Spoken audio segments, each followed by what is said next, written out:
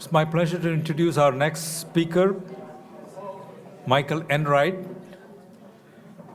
who is a professor, but he's also a consultant and an entrepreneur. He got his AB with honors, his MBA, and his PhD all from Harvard. He taught at HBS for a few years before he went off to Hong Kong on what he thought was going to be a project assignment that has turned into a 20-plus year engagement in that part of the world. Michael has done pioneering work on international competitiveness. He's Mike Porter's student and was one of the key people working with Mike Porter on the Competitive Advantage of Nations project. He has done competitiveness studies for many governments, as well as consulted with many of the large companies. He's a person who has both great reputation as a thought leader, but also deep knowledge of the China context, and the greater China context, having been in that part of the world, having served on the boards of companies in that part of the world, and also consulted with many of the leading companies in Asia. So he's going to talk to us about navigating China, and the subtitle is Looking Beyond the Trade War. And I think really the great value of this session is going to be getting a window into the mindset of the Chinese leadership and understanding how they view the world, because I think that's a very important part of trying to understand what might come next.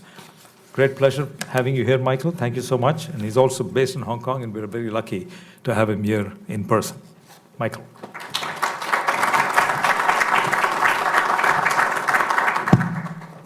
Okay, well, I'll get going. And again, as Ravi said, I have a professorship at the University of Hong Kong, but I actually spend most of my time working with major multinationals, trying to figure out how to navigate China, dealing with China, dealing with issues of global trade and investment. And the obvious answer is the size and the growth of the economy, second largest economy. Eventually, it'll be the world's largest. When, I don't care, right? Doesn't really matter. It will be eventually. More importantly, for many companies and in many industries, it's by far the largest market in a wide range of consumer and industrial goods industries. But equally important, at least for our clients, is that competitive positions are less entrenched in China than in any other large economy in the world. So while in the US or in Western Europe, you might have to fight like hell for a single, point of market share, in China, because most industries are new, consumers are in many cases new, loyalties are not that well entrenched, you can see market share shifts of 10, 20, 30% year on year. And when you're talking about the world's second largest economy and the ability to have market shares shift with that rapidity, there's a whole lot to play for in China. But there's another reason as well. And that is when I go around the world, because again, I'm fortunate enough to do work in lots of different places. And I ask people, where will the new customers be that might change the nature of your industry? And I ask, where might the new competitors come from that will change the nature of your industry? Almost invariably, the answer is China. And what that means is that China is not just another market. It's of strategic importance to any company that wants to be a global leader. Because in many cases, if you don't meet and understand the Chinese competition and/or the Chinese competitors, because those are two different things, right? Chinese companies themselves now increasingly coming out, but also the foreign companies who are based in China and exporting in many cases. If you don't understand them and in many cases meet them and try to beat them in China, you're going to meet them and try to beat them in your home market, in your walled castle, et cetera. So we say, to managers, you can't just look at, the market size in China. It's huge, but you can't just look at that. You have to look at what it means to you strategically. In terms of what's different about China for most Western companies, there's the obvious. I'll just run down a few of them. In the West, high familiarity for Western firms. In China, low familiarity. It doesn't mean that it's impossible to understand China, but it means we have to add additional layers of understanding. We have to put our own preconceptions and prejudices aside. Pace of change, I mean, I'm originally from Manhattan, and these days, after living in China for 23 years, working all over China, I am so frustrated with how slow everything in Manhattan is. I mean, and when I go to Europe, it's like I have to walk backwards. You know, it's just the pace is so different. I'll give you a single example. 10 years ago, our little firm did a project for the Shanghai government, and it was doing some land planning around a transportation hub. Well, it was land planning for an 86 square kilometer area around what is now the world's densest transportation hub in terms of passenger throughput by a factor of 4. And what we did is we planned in this 86 square kilometer area, which was mostly empty, it housed 100,000+ people. We designed the 3rd central business district for Shanghai, and they're building it out. They've been building it out for 8 years, and in another 6 or 7 years, that area will house approximately 1.4 million people, right? Where in the world can you do that?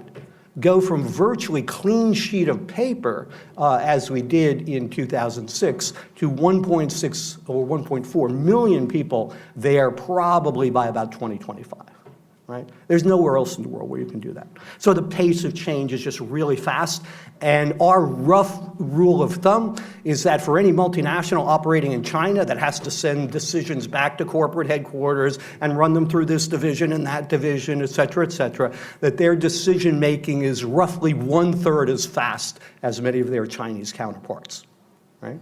So you got to move.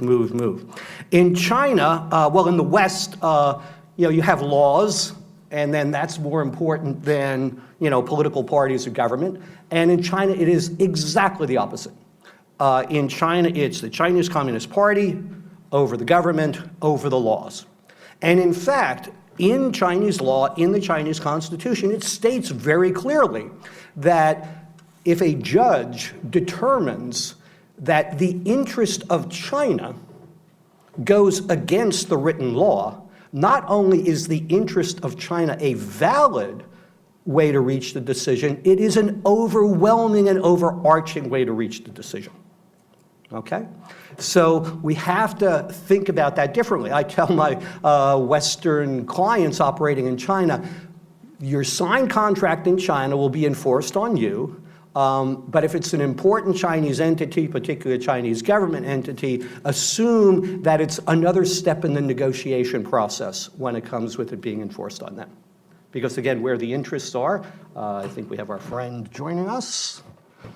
Depending on where the interests are, basically the interest and what China's interest in literally trumps the law.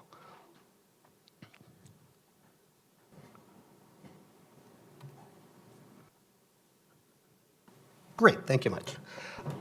So what that means is that while in the West contracts govern business relations, in China business relations often govern the contracts. And when you have to resort to the law, that means the relationship is fractured to the point where you're already in pretty deep trouble, and you need to talk to some of my other friends who do workouts for foreign companies. In the West, the rules are relatively transparent. In China, the rules are often opaque. Several years ago, Unilever got fined the equivalent of $330,000 US because it announced that due to cost increases, it might have to raise the price of some of its products. And they were fined, I think the quote was, for raising inflationary expectations in China. And this, of course, was very interesting because no lawyer that I could find was able to tell me or point me to any law that indicated that this was something illegal. But Unilever took its fine and went on. In the West, the markets generally direct the economy. In China, the party and the government direct the economy. A few years ago, some of you would remember at the third plenum of the 18th Party Congress, the phrase, "the market will be decisive," appeared. And the Western analysts went nuts. It was like, wow, there's going to be additional reform, more openness to foreign companies, the market's going to be decisive. But they sort of failed to read the whole communique, which started with, the party is the source of all good, the government is the implementing arm of the party, the big state-owned enterprises have to dominate the commanding heights of the economy, that all three, party, government, and the SOEs, will leave no stone unturned to support indigenous Chinese companies in domestic and international competition. 4, 5, 6, and then down around paragraph 8, 9, 10 was, and oh, by the way, all things being equal, the market will be decisive. And when the word market appeared, and it appeared in the official English language translation done by the Chinese government, what the Westerners also didn't realize was, well, the market means something a little bit differently there. Those of us from the West tend to implicitly think of a market as creating greater efficiency through competition and decentralized decision-making. In China, it is completely comfortable for people to think of the market creating greater efficiency through competition in the context of centralized decision-making. So what you will have is the 5-year programs for the nation, the provinces, the cities. They'll list, 100 industries that will be targeted, will be supported by party, government, financial sector, et cetera. And then they'll say, and we'll have active market competition. And that's how you have to understand it. Within the support provided in targeted sectors, then we'll let local companies fight it out in the marketplace to see who wins. But it's a very different thing than the market being decisive in terms of resource allocation when you think of what drives the economy. So in the West, it tends to be, in economic terms, decentralized decision-making, centralized in China. Competition, again, in the established markets, mostly from expected places, and in China can be completely unexpected places. You can have companies that, develop in rural Western China that become huge. It took the cement companies, Holcim, Lafarge, et cetera. It took them 100 years to get to 100 million tons of capacity. It took Anhui Conch, who operated in Anhui and a few other provinces, about 12 years to reach the same amount. Okay? So the competition can come from anywhere. And then when you think about trade and investment rules and laws, in the West, national treatment is a good thing because, the foreign company goes in and, hey, I'm treated just like a local company. In China, I say, well, be careful what you ask for when you ask for national treatment, because national treatment can be a really bad thing. National treatment could mean that, you need to put in a Chinese Communist Party cell to run your strategy. It could mean that you're on call for the local government 24/7, because that's the case for Chinese companies. And if you sort of become a little too big and a little too powerful, you can become like Jack Ma, who, how to say this, independently decided to resign as the head of Alibaba and declare his membership in the Chinese Communist Party. And oh, by the way, also invest, a few $1 billion in the traditional Chinese state-owned telecom companies that were doing poorly. Okay? So if that's national treatment, beware what you ask for. Okay? So what does it mean? I mean, there's the obvious. Again, any of you run a company, any of you, do an MBAs, et cetera, you have to do all the standard things in China. Know the market, know the customers, know the competitors. Generate value, beat the competition, build capable, knowledgeable organizations, develop and implement business strategies. But that's only the starting point. That's only the first level in China. The second thing you have to do is invest the resources to understand the party and the government system. And in fact, although as a foreign business person, you will not get access to the party people per se, wearing their Chinese Communist Party hat, that's an internal thing. The most important people in China are important not because of the government hat that they wear, their outward-facing hat, but rather their inward-facing, their party hat. Xi Jinping is the most important person in China, not because he is the president of the Chinese state, but rather because he is the general secretary of the Chinese Communist Party. Okay? And you have to understand that because often what happens is the person who is out in front, right? In most countries in the West, the minister is a first-line politician, one down from a president or a prime minister. He or she is a prime decision maker. In China, a minister is often a third-level politician who has no independent decision-making power, but rather has to put everything back up through his or her superiors. So you have to know who the key players are, their powers, their spheres of influence. You have to understand who might be backing competitors, other companies, domestic or foreign, what their political backing is. Have to understand the initiatives and imperatives of the Chinese leaders. You have to deal with unlevel playing fields all the time. One big U.S. company I'm familiar with, the ball industry, world's largest producer of metal cans, is exiting China. They're not exiting China because they've been targeted in any way. They don't feel they've been ill-treated. Their sector is not a sector that's been targeted by the Chinese government for special support and subsidies, but because the Chinese financial system supplies Chinese companies with below-market finance.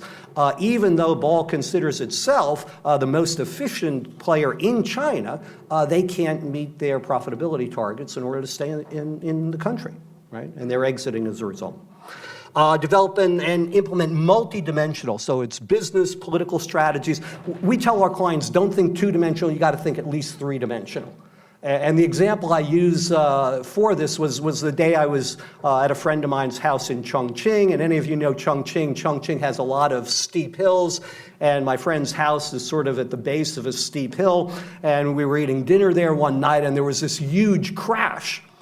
And we heard from outside, oh no, it's the garbage truck. So we went out the front of the house to see where the garbage truck crash was. Actually, the garbage truck was out the back of the house because it had fallen off the hill up above. So in China, when somebody says, watch out for the garbage truck, you got to look up, okay? You just have to take your standard assumptions and put them aside, okay? Understand how little is possible. Everybody complains how difficult things are. But if you can get the things aligned, there are things impossible that in China that are possible nowhere else in the world. For a number of years, companies like GM, Volkswagen have had more than 80% of global profits in China, right? I mean, I once asked the head of GM in China, well, why don't you just be a China company and just liquidate US and liquefy, I mean, literally melt down Europe and move on? And he said, well, you know, if I had my way. So the number of foreign companies do really, really, really well in China. Kodak now, of course, photographic film, it's like, who even remembers it? But back Kodak in the early 90s was in a really tough spot in China. They actually did a deal where they were allowed to buy up 75% of the industry, and the Chinese government agreed that no other substantial foreign company would be allowed to invest in the industry in 5 years, right? In what other country is that possible, right? It's a wonderful country if you know what you're doing. Okay, the party and Xi, I already mentioned it, but just to hammer it home, the first line in the 2018 revision of the Chinese Communist Party Constitution is, the Communist Party of China is the vanguard of the Chinese working class, the Chinese people, and the Chinese nation. It's not ambiguous. And just to emphasize it a couple of lines down, it says, the party exercises overall leadership over all areas of endeavor in every part of the country, right? Very straightforward. And of course, if you're interested in the military, the party shall uphold its absolute leadership over the PLA and other people's armed forces. Okay? It's not my words, it's their words, and it's very straightforward. And one brilliant thing for anyone trying to understand China is that they sort of write down what they're going to do and then they do it. It's just a matter of understanding what it is they've written down. The party controls the military and the government. Xi Jinping, the economist, called him chairman of everything. He's chairman of the party, the military commission, and president, head of state of the government. And he has consolidated power to an extent not really seen, at least since Deng Xiaoping. And what that means is that his personal decision-making authority and the decision-making authority of the people around him is pretty close to absolute. And that means one has to map in the sphere of things, not just who has which portfolio in which agency of government, how that links back to the party, but you also have to figure out how close that person is to Xi Jinping if you are going to understand how much power or influence they have. She has changed the game in many ways. Under Hu Jintao and Wen Jiabao, the feeling was among the senior leaders in China that too much power had devolved to the cities, provinces, and state enterprises, and basically Xi has re-centralized. If there's a single thing that he has done since he's become head of the party, head of the state, it's been to re-centralize authority in the party. A more assertive nationalism and internationalism, both domestically and internationally, cracked down on dissent, which many of you would have read about. In fact, in his first term, the 7 people in the standing committee that run the country was Xi Jinping, Li Keqiang, who's the number 2, the person who was in charge of the propaganda ministry, the person who was in charge of censoring the internet, 2 people with the words Iron Fist in their Chinese nickname, 2 people with the words firefighter in their Chinese nickname. 5 of the 7 had coastal province economic development experience. So it was absolutely clear from day one that they were going to brook no dissent, control information, try to develop the economy. And on day one, when they announced that Wang Qishan, who was generally considered perhaps the most capable of the bunch, was put in charge not of the economic portfolios as everyone expected, but rather the anti-corruption portfolio, people knew that that was going to be a dead serious thing, and it has been ever since. Right? And this we were saying within 2 days of Xi taking power in his first term. So he's there, he's done a whole lot of things, etc. One of the things he's done is he's short-circuited the traditional process of the party government and planning timelines. Okay, so Xi Jinping took office here. He took first his party positions and then his governmental positions. Now note that when he did that, the 12th five-year program still had like 3.5 years to run. So his first 3 years plus in power, he was executing somebody else's program. And then, if he had done the same thing that was tradition, which was let the existing agencies of government and party develop the 13th five-year program, those would have been developed largely by people who were put in place the same time that he was, i.e., not his hand-chosen people. And in fact, Hu Jintao spent virtually 8 years of a 10-year term executing somebody else's plan. So what Xi did was he sidelined the traditional agencies and organs of state and party and pulled all major decision-making, including for the national five-year program, into a series of small leading groups that he personally chaired. And what he did is he got an extra 5 years of executing his plan rather than somebody else's. And although Jiang Zemin and Hu Jintao served for 2 terms, our betting right now is that Xi will serve in all likelihood 3 terms, and that'll be a 15-year time horizon. So again, the notion of who's close to Xi is going to matter big time, at least through 2023, and then beyond, assuming that he has a strong influence on who takes over afterwards. Okay, that's the wrong direction. What are some of these imperatives and initiatives I said before you have to understand? And a lot of them are pretty straightforward, and any country would have them. You know, well, maybe not dominance of the party, but national security, territorial integrity, being strong at home and abroad, access to resources, et cetera, et cetera. Avoiding dominance of foreign technology companies and interests.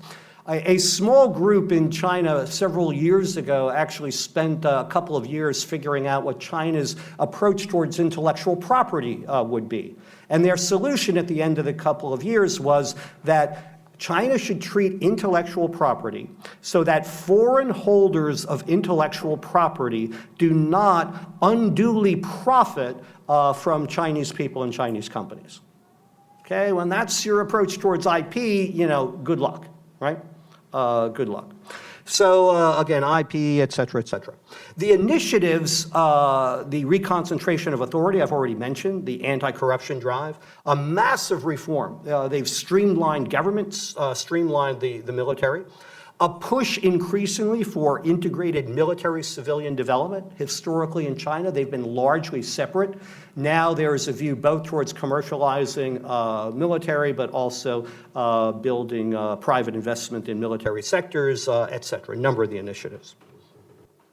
Now, when we approach China, particularly for multinationals that might be in sensitive sectors, we say, okay, understand the trends, the initiatives, the imperatives, but then identify the specific areas where you bring something to the table that a Chinese company doesn't, because that's ultimately your way in. And then you map the political landscape, understand who the portfolio holders are, develop your value proposition. Here's what we're delivering to China, either in terms of a contribution to a specific major initiative or to China's overall economic growth and development. Find the stakeholders, vet the ideas informally, et cetera, et cetera. And I'll give an example, contributing to the Belt and Road Initiative, right? We worked with a European client where they're working with China to help them on their investments in Belt and Road countries, like 20 of them, in return for better access to the China market, right? The quid pro quo. In terms of demonstrating value to China, we took the public figures provided by P&G about their investment in China. That was over a 20-year period, that they had about $5.5 billion US in sales in 2014, and then the retailer distributor markup was about $4.5 billion.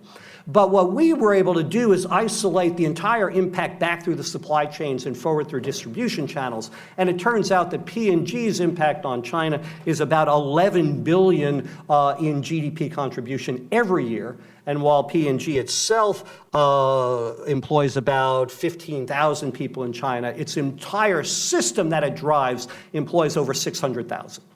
And when you deal with regulators and approval processes in China, do you want to talk about we employ 15,000 or we support 600,000 jobs, right? So there are ways of doing analysis that actually relatively few companies do to show their value in a foreign company. So what about the trade war? Why haven't I spoken about it so far? Well, quite frankly, I've given it, in my view, about as much airtime as it deserves. The reason being that for companies in the sensitive tech sectors, and like Spencer before, the trading companies, I mean, sorry about that. You're just going to have to ride it out. For companies that are heavily exporters from China, and we already heard it, what are they doing? Well, in some cases, they try to get the customers to pay for tariffs. Our clients all have contingent clauses that allow them to pass tariffs on. Even then, it's a negotiation. They're shifting supply, recalibrating, so goods coming out of China go somewhere other than the US, goods from somewhere else go into the US, and they're ramping up alternative capacity.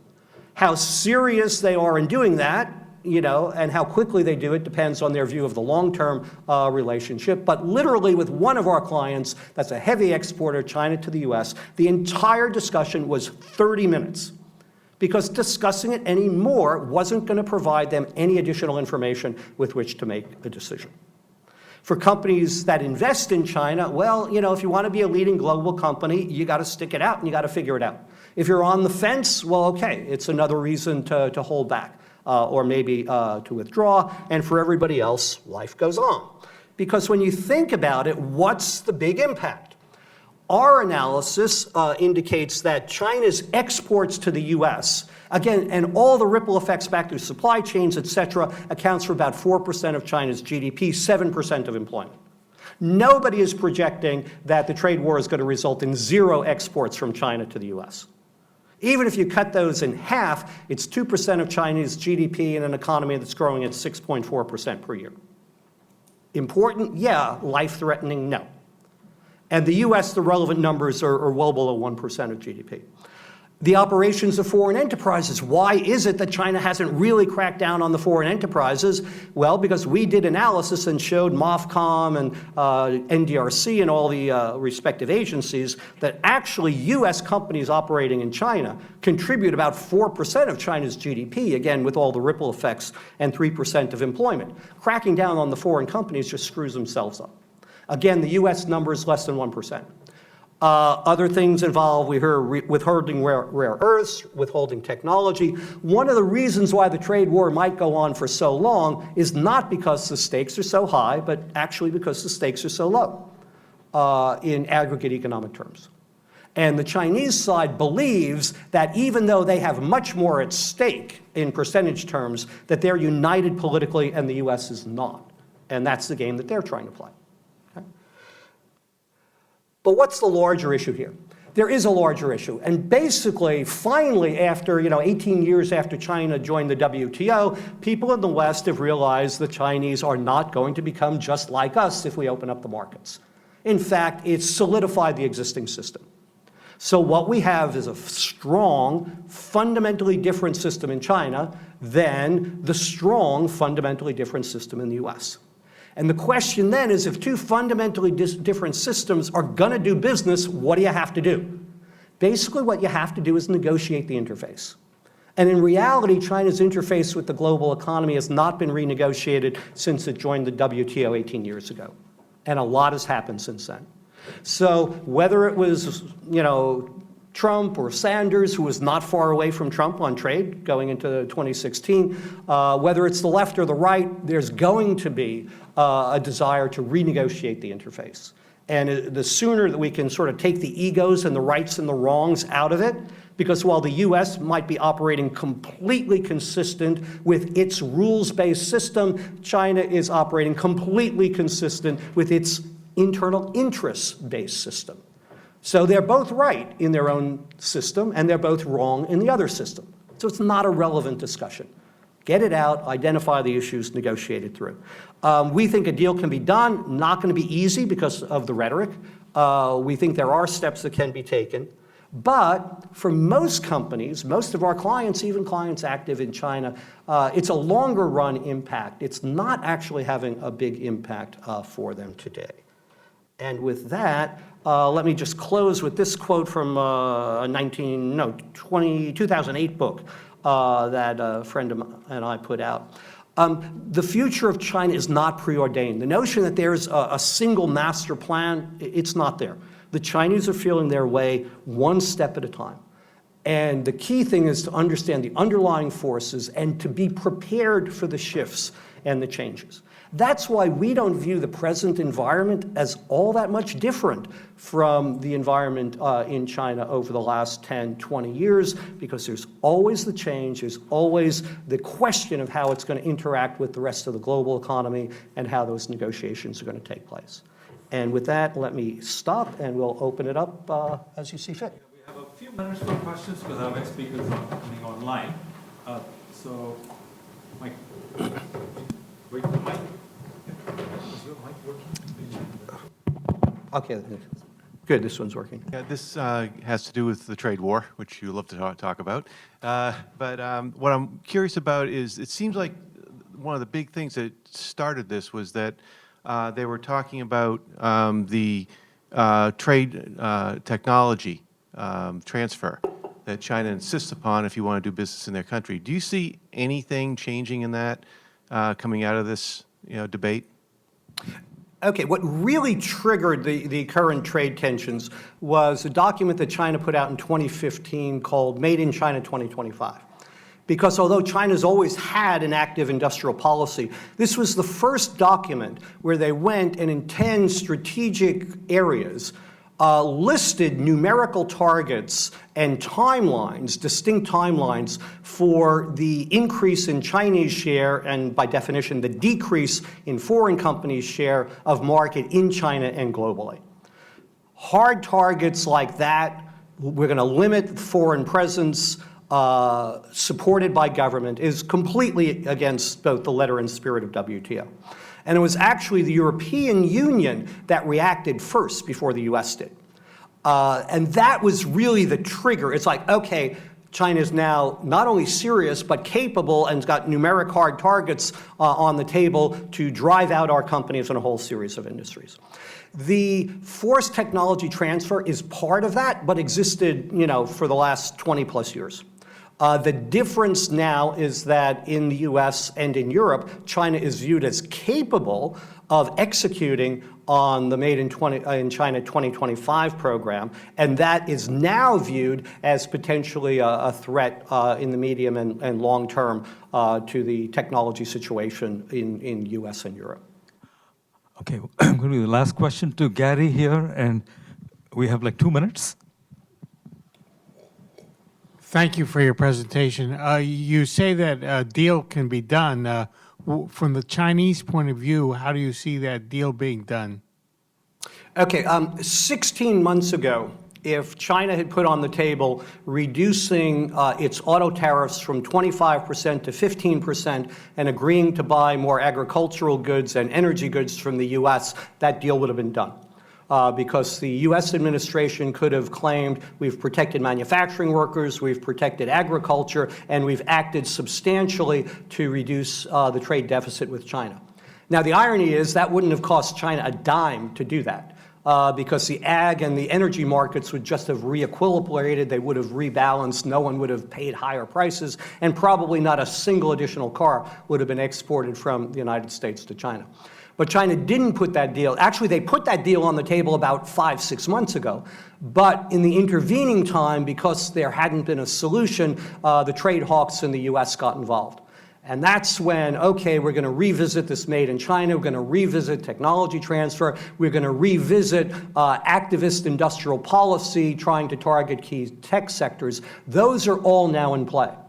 My view is that the deal that could be done is the trade portion that I just mentioned, and China officially doing what they've done unofficially. Unofficially, they don't talk about the hard targets in the Made in China 2025 program anymore. They haven't actually for about 18 months.